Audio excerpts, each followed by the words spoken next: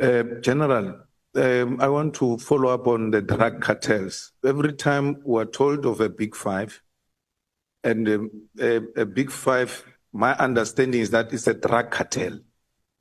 And when we are asking for the names, we're told of Matlala and Molefe, who are now in jail. But they're not in jail for drugs. They are in jail for a gun that is connected them to some celebrities and all of that.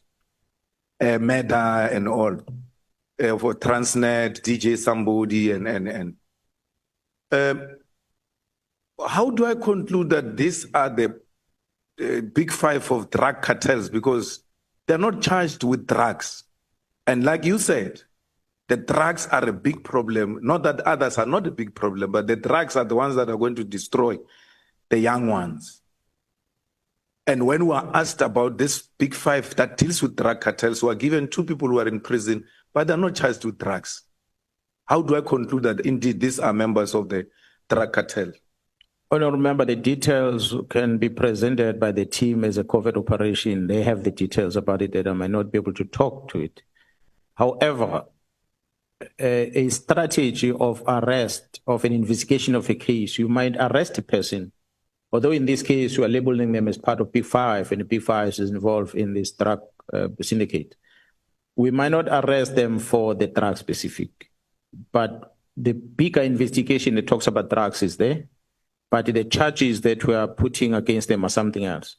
It's a strategy we employ in the police to keep people behind bars until we are ready with a bigger case and we throw it in. A typical example is the same strategy we employed in KZN when we were dealing with the AKA case. And we arrested a whole lot of them for other cases, just to keep them in custody until we were ready with the main case when it was matured and we could identify all of them. And then we started charging all of them for the murder of our celebrities. Otherwise, they were already in custody. So similar strategy we are doing on these ones. We are taking them for other cases. We are adding any other case because they've got many cases.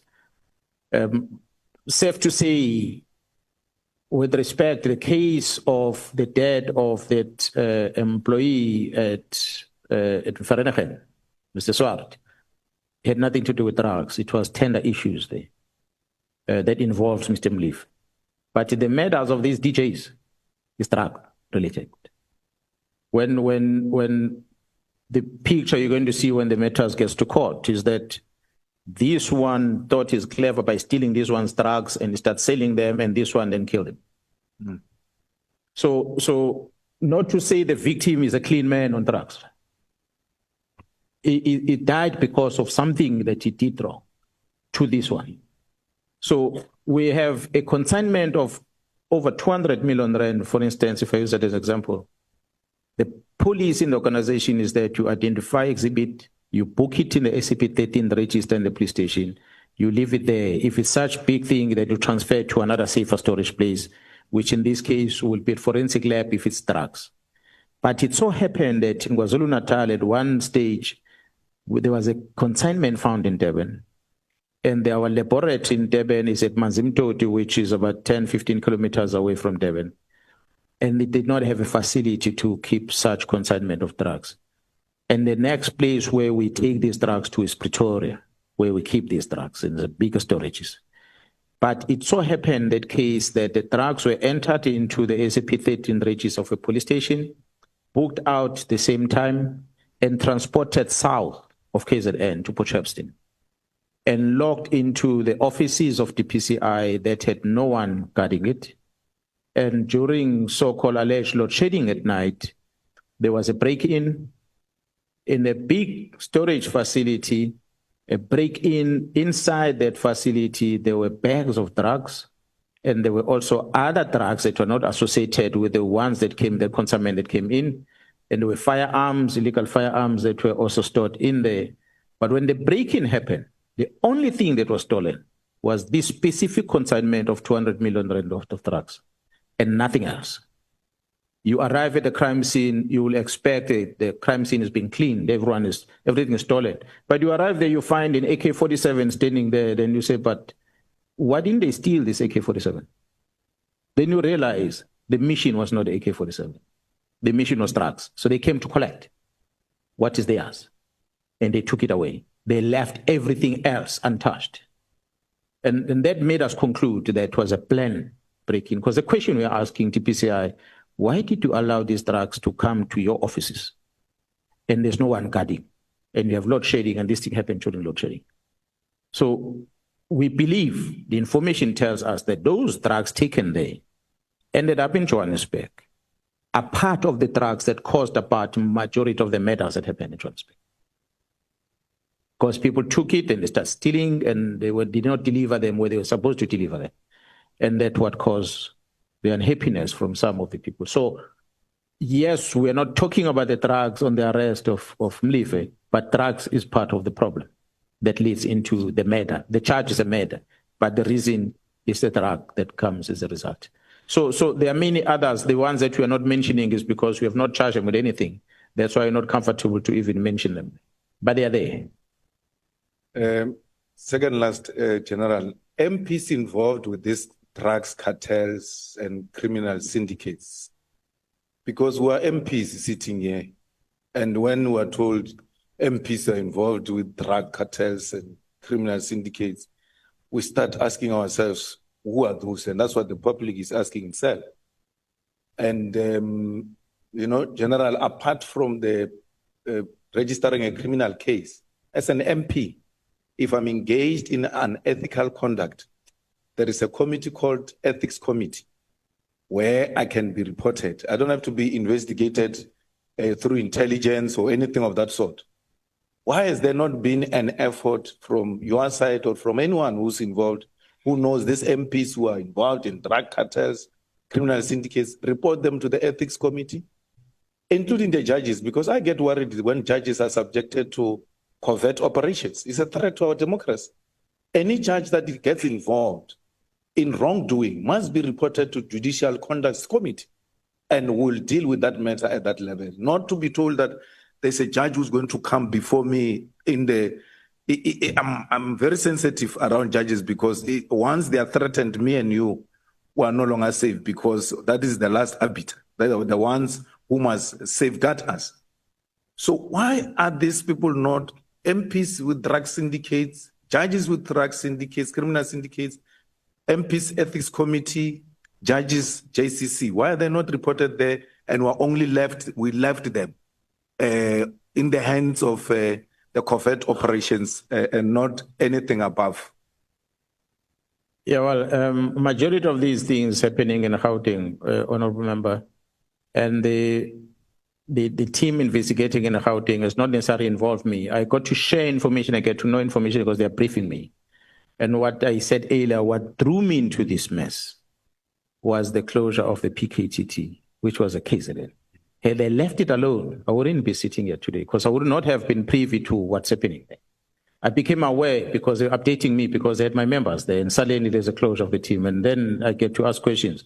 That's how I start slowly. Although they are feeding me with information, but it remains a counterintelligence information, so they're not giving me the full picture.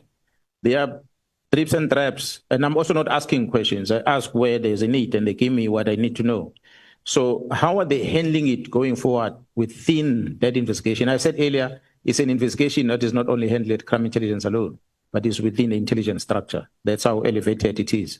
So how are they going to handle it further? I trust that they will follow those channels so that they can be able to deal with it.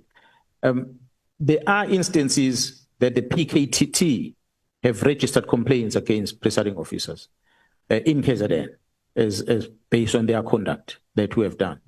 So when we talk about, yes, we use the name judiciary because we wanted to indicate the seriousness of what is happening.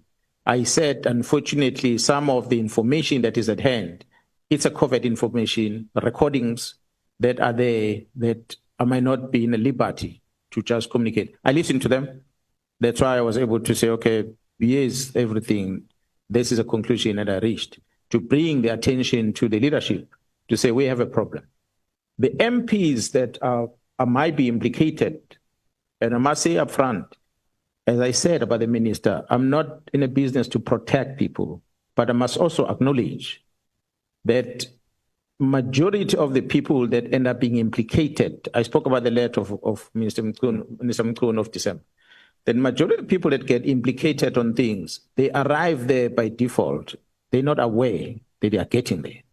So if you're going to be a political party or an MP and you get a financial support from someone, and the person who's giving you this financial support is not disclosing the intentions, you're going to get hooked. By the time you open your eyes, you are right in the web. You can't escape it. So sometimes it comes in that fashion without you paying attention. You'll invite, you stand outside your house, you call an Uber car, and the Uber come and pick you up. You have no clue who the driver is. He arrives there and he loads you in the car. You have no clue what's in the boot of the car. There could be a dead man inside, or there could be arsenal of firearms, there could be drugs in it. But when the police stops in the roadblock, who do they arrest? The driver, including you, because you are found in this consignment of drugs and the dead body. So by default, you become, we can say we're a victim, but you're a participant to a crime. But you're not aware that you're a participant into a crime. So there are many MPs that might fall victim in that fashion. But there are some of them, few, that deliberately are part of the problem, and knowingly so. So we are dealing with those as part of the investigation that we are doing. So it's not that if we're to use percentage-wise, I cannot say that all the MPs are in the wrong, but definitely I think Parliament took a right decision by demanding to know who's financing political parties. But what maybe is missing is to know who's financing an individual MP. Because the MPs within the same political, they've got ambitions. They fund their own resources to do political campaigns so that they get into leadership positions in the political party. How they go about getting this money can be part of these criminal activities that we are talking about today. And they might not even be aware themselves because someone is helping them to elevate them to a position.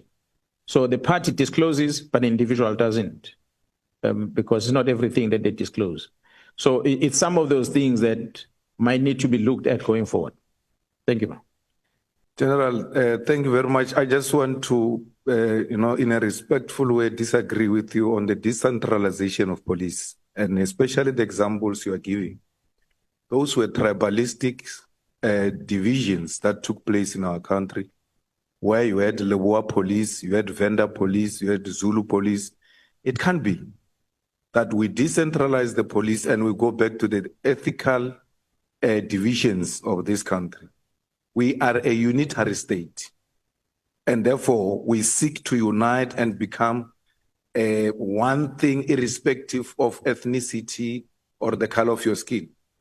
What you are suggesting may even play in the hands of racists who are now calling for independence of certain provinces away from our own country. And we think that perhaps you need to relook into it. I agree there shouldn't be one individual with so much power. But how do we democratize it without decentralizing it? I think that's a debate we can have even beyond this walls of Parliament. Thanks, General. Yeah, no, thanks, Chair. Honourable Member, I agree. The decentralization might not necessarily mean exactly to be like the homeland, as it were. I use that as an example.